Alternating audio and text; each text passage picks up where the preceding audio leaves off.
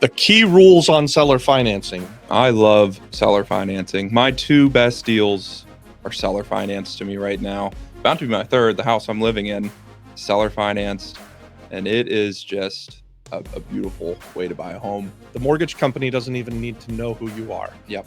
You're not qualifying for this loan. You're not going through the process of doing a formal application with the bank. You're not doing any of that stuff. So what's that mean? It means you don't even have to have a job. You don't have to have good credit. It really doesn't matter your qualifications. Yeah, absolutely. And you're buying it, ideally, and you should do this, you're buying it in an LLC, you're buying it in a land trust, you're buying it in a series corporation. There's a lot of different ways to structure your ownership. The loans we have done, though, we've closed a lot of seller financing, both selling properties and me more so buying properties. I've got two right now that I still own that are seller financed, and the house I'm moving into is seller financed from him. And it is just a great way to structure properties. And I know some of you guys were asking about that in school, which the link is in the bio if you want to get in on the conversation there. It's a free community, so click the link, join. Doesn't cost you anything, and make a post, introduce yourself. But anyways, the way Subject 2 works is you find or seller financing, which is different than Subject 2. But Subject 2, you're taking over an existing mortgage. They went and got the magical 3% loan back in 2020, and now they need to move for whatever reason, and they're struggling to sell their house. It is very achievable to tell people, hey, I'll buy your house, and I'm going to give you a lump sum payment of 50 grand, but I want to keep your mortgage in place. That magic 3% where the payments are super low, the debt is basically free. You are allowed to take over those loans, put a renter in there, continue to pay the mortgage, and it's a really good way to do a house. And I saw on your channel, I think, that with the transaction coordinator, was her name Jennifer? Yeah, Jennifer. I think she mentioned either on here or at the seminar where we met them that they have done 1,000 Subject 2 transactions, and never once has the bank said no. So, and I know that's a big fear for people. The due on sale clause. Due on sale clause. It's in all the mortgages. People get scared about that when they don't know how the process works. But Jennifer has done 1,000 transactions, and the bank has never once said no to her. Yeah, the bank only cares about making money. They want their payments, and if they're getting their payments, they don't really care. And we've been buying houses Subject 2 for really over 20 years. So yeah. I was doing it before people called it Sub 2. Back when we were doing it, we were taking people who were going to lose their house in foreclosure and saying, listen, we'll reinstate your loan. So we'll bring it back to current. Yeah. And we'll start making the payments, and that'll increase your credit. It'll save you from a foreclosure on your record, and we'll put a renter in there, or we'll do whatever we're going to do with the property. I mean, it was pretty loose knit, right? Like there was a lot of trust that needed to happen, but basically I was doing it with people who were in desperate need of selling their property, and say they had a foreclosure next week, and I could come in and reinstate the loan and start making the monthly payments and get them out of foreclosure, save their credit, do all of those good things. But basically they didn't have anything to lose either, because I was going to hand them some cash. They were going to give me a deed. They're far better off than letting it go to the foreclosure sale and being wiped out completely. Now, how easy is that to do? Like finding the people? Well, is that offer pretty easy to sell? I imagine it is. It was a pretty easy offer back in the day. Yeah, where there wasn't a lot of equity in these homes that I was buying there. So if it went to the foreclosure sale, the bank was going to get it back. Yeah. So they were definitely going to get wiped out. Why we would take it over, even this is, going back 20 years, we'd take over an 8% loan because they'd been making payments on it for 5 or 6 years, and we could rent it out for a little bit more than what the monthly payment was. And we didn't have to qualify for a loan, and we didn't have to come out of pocket a whole big ton of money either. So we just had to bring a small amount of money to bring them current. And again, these were people that were about to be, that the hammer was being dropped on them. They're going to lose their house to the foreclosure sale and be wiped out. I think the industry has changed now. If you are selling a home and you did what you said, got the loan in 2020, 2021, so you're at sub 4. Yeah. So basically, like you said, with adjusted for inflation, free money, right? Yeah.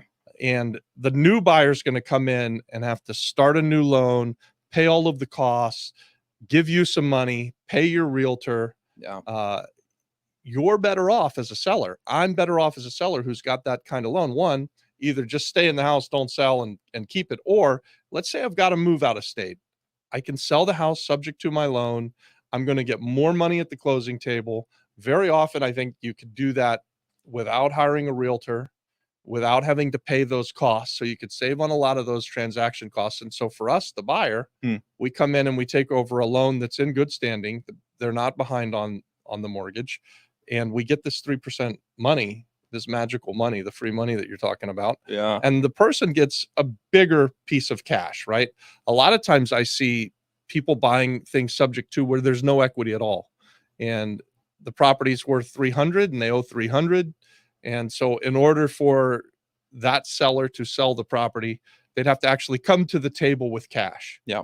But there are people like us, real estate investors, that see the value in that cheap money and know that real estate goes up over time. So if we can come in and buy the thing from them for 300 or say even maybe 325, and we're going to give them 20 grand plus some closing costs, right? They walk with 20 grand. Whereas before, if they sold it on the open market using a realtor, they lose those commissions, they lose the closing costs, they lose all of this stuff. And they have to actually come to the table with money. So and when your equity's 10 grand, you're going to lose money. Yeah, you're going to lose money. Right. If you owe 300 and you think you can sell your house for 325 and that you're going to make some money, I got news for you. You're losing money in that situation. 25 grand isn't going to cover your closing costs when you pay a realtor and when you pay the back taxes and when you pay all of the things that come along with it. And honestly, when you're doing these subject to deals, guys, the biggest barrier is just educating the people on what the heck you want to do. Yeah. People think it's illegal. They think it's crazy. They've never heard of anything like it.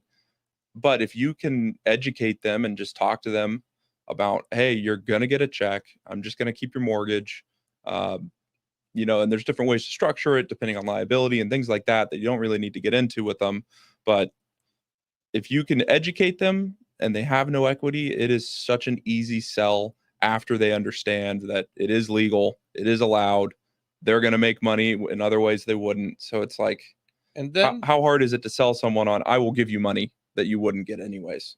And then you can set it up. The industry has changed, right? So we were buying back in the day people who were going to lose everything. Yeah. And they had nothing to lose. Now you're buying from people who have good credit. They're making their payments, but you can set it up so that you're doing the auto pay.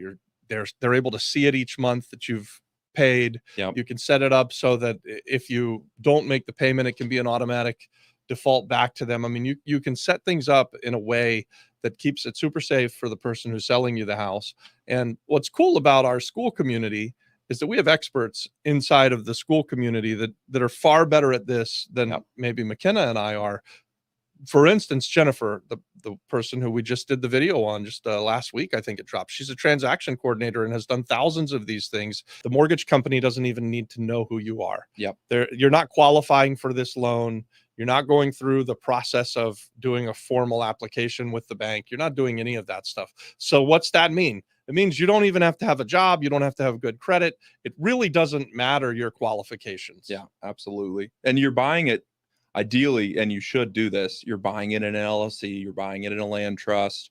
You're buying it in a series corporation. There's a lot of different ways to structure your ownership. The key rules on seller financing. I love seller financing. My two best deals are seller financed to me right now. About to be my third. The house I'm living in, seller financed. And it is just a beautiful way to buy a home. I like to tell people the 3 points that you're negotiating with. If you're the buyer, you want the lowest interest rate, and it can go all the way to 0. We see that all the time. People get these deals. It sounds crazy. And it sounds crazy when people pitch it to me, because people ask me all the time, I'd like to buy your house, McKenna. Yep. Can you do 0 down, 0% interest over 20 years? I'm like, no, but do people say yes to that? And people do. So it can go to 0. And then also as a buyer, you're looking for the longest amount of time possible If I'm the seller, I want you to pay me back in a year, 2 years. If I'm the buyer, I want to pay you back in 25 years. I want you to be an actual bank where I can just make payments forever. And then you're also looking for the lowest amount down if you're the buyer. You can come into these deals sometimes with 0 down, 0 interest at 20 years, just because you're solving someone's problem. And that's a crazy Goldilocks deal. It almost probably doesn't exist, but people fight for those things. And then as the seller, you're looking to do the opposite.